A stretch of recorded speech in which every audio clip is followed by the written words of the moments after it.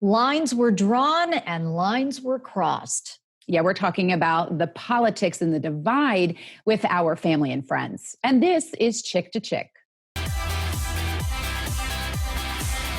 Gary, this past election, it was one for the books. Boy, it was just downright brutal. And the nasty, ugly things that have been said between friends and family members who disagree over politics. I mean, it's just heartbreaking, the nasty things that were said.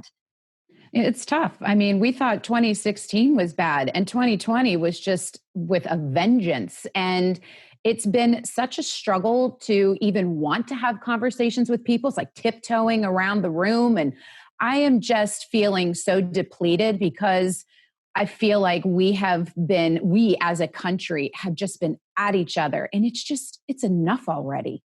It is enough already, and it is time to start mending political fences with family and friends. Our guest today is Virginia Roth. She is with PPO&S in Harrisburg. She's also a conflict resolution expert. Ginny, this election was just awful. So much ugliness going on, rifts between family and friends. How did we get to this point? What is going on? It has been crazy, has it not been, Flora? I would say we didn't just arrive here. This has been a journey building perhaps over the last decade. Economic pressures, political pressures, social pressures, and they all landed these last 90 days right in our lap. You know, Jenny, I think the hardest part about all of this is that we are really struggling with those who are close to us. We're struggling with our family, struggling with our friends. We tiptoe around conversations. We try to have conversations. And it just seems like it is constantly difficult and polarizing. So just to begin with, how in the world do we have conversations? Because I feel like conversations help people heal. So how do we do that? Indeed. And let's remember what a conversation is. A conversation is a two-way exchange. Mm-hmm. I often coach friends and clients first to think about where do you want to end the conversation? What do you want to achieve? What's the end goal? And then giving that forethought, then you can proceed. I mean, do you really want to have an off-the-cuff conversation about something that is really significant, or do you want to give it some thought? I think also the tone and the relationship that you have with the person, if it's family, that's a whole different level than perhaps someone you meet on the street or across a lunch table at a Rotary meeting. Does that make sense?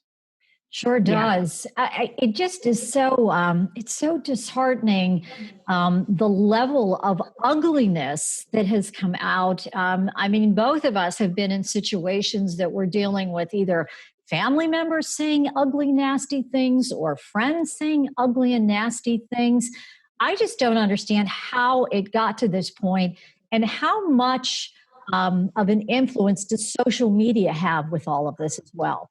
Social media is one component, but let's stay focused on the conversation for just 1 second. The relationship that you have with this individual, is your end goal to still be a very good friend or a good family member? Or is it indeed it's a once and done? With the outcome in mind, with what are you trying to achieve? Is it that you want to be right, or do you want to be a good friend?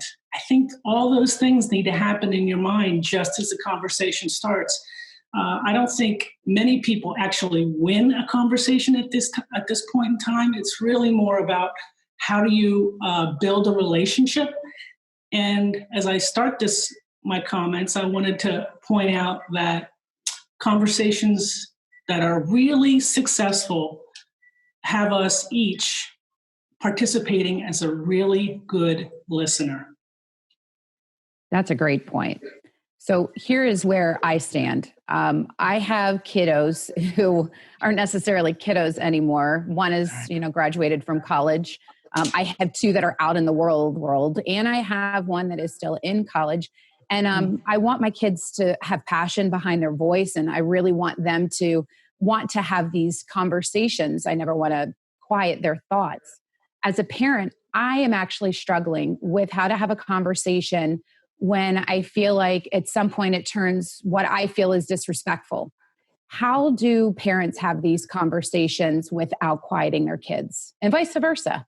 No, I congratulate parents because I think it's about responsibility of the family to really help children and family members figure out what their voice is. And we all have moments, we've had moments in the last couple of months where we're just a little bit unsure. I think starting a conversation with, "Hey, I want to explore something. Can we have an open conversation?" is a great way to start, and it's a great modeling for your teenagers and young adults that they know that it's a lifetime journey. You don't pop out at 30 and have all the answers. I think I remember at 23, I thought I had all the answers, but that doesn't happen that way, and you know that. But more importantly, you're teaching young family members that it's okay to engage and reflect. And if you listen, you indeed might have your thoughts enhanced. I think that's huge, listening. And I love what you said too. Isn't it interesting that when we're in our 20s, we think we know everything. And the older we get, we realize we don't know anything. Oh, the height of and we can admit it. I was just speaking to my great niece the other day, and I said, the height of human wisdom is that we know nothing. And you learn that only as you get older. But it's a journey, and I accolade, I applaud parents who are willing to create that space for the young people because they have to come out of the house and come into the workplace and come into social settings, and there's so much pressure on what do they think, what do they know. So the exploration in a safe environment is so important. Yeah, it certainly is a learning and a growing and a maturing experience. So here we are. We have these rifts now with family members. We have rifts with friends. What do we need to do at this point to mend these political fences? And, to quote Rodney King, can't we all just get along? Can't we? Well, so if we follow my original thinking, which was what's the end result that you want? I think any of us can understand that it's okay to maybe disagree on some things. And you can have a safe space to have a conversation, but really enjoy talking about sports or family. Or again, if you have a disagreement about politics, you just agree ahead of time. This is just something that we're not going to agree on, and that is okay. I still love you. I still respect you. That's more important than being right most of the time. Yeah. And I hope that that's how we can be. I know that there have been circumstances, between Flora and I, as we talk as friends, that sometimes it's really hard to hear the harshness and the mean that comes from folks. And we want to be forgiving and we want to find a resolution. What do we do when we've entered a conflict and the resolution doesn't really sit well or feel good? How do we learn, like the person who feels really hurt, how do we learn to really move past it? Wow, that's a tough one. Hurt can appear in a lot of different ways. It can be some memory or a reflection, or it can be just an overt comment that was hurtful. Depending on the relationship, it's okay to say, your words hurt me and here's what's going on. And it's okay as well if, I always say to young people, if they need to nip their friendships, maybe they've outgrown that particular relationship. You can't have a safe and honest conversation and exchange different feelings, then is that someone you really want in your camp? And it's really important to say that because words do hurt, whether they're spoken or whether they're typed on a computer. Those words are words and they hurt either way. So one last parting thought. What are your final words of wisdom so we can all get past this and try to move on with our lives? Well, remember why we have friends. They make us better people. So we owe them a whole lot and a great space to have those safe conversations. I encourage my friends, have a trial or a sample conversation before you go into it. It's going to be a really heated conversation. But with holidays, I say it's family time. That's bigger than one particular feeling or word. You want them to last a lifetime. So that's where you should really focus. Yeah, that is a good final thought. Yeah, put those differences aside. Jenny, thank you so much. And I hope we can all It's fun. resolve. Really enjoyed you both. Have a nice holiday. Thank you. You too. You know, Flora, the one thing that Jenny kept saying was that we have to listen to each other. If you want to have a resolution in a conversation, you have to listen to each other. And I really think that when we do that, we are going to find compassion in the other person. You know, we just want to get our point across because we feel a certain way and we have such passion. But I'm sure that I haven't even done the listening that I need to do. And I want to be able to have resolution in some of the conflict over what we've had politically.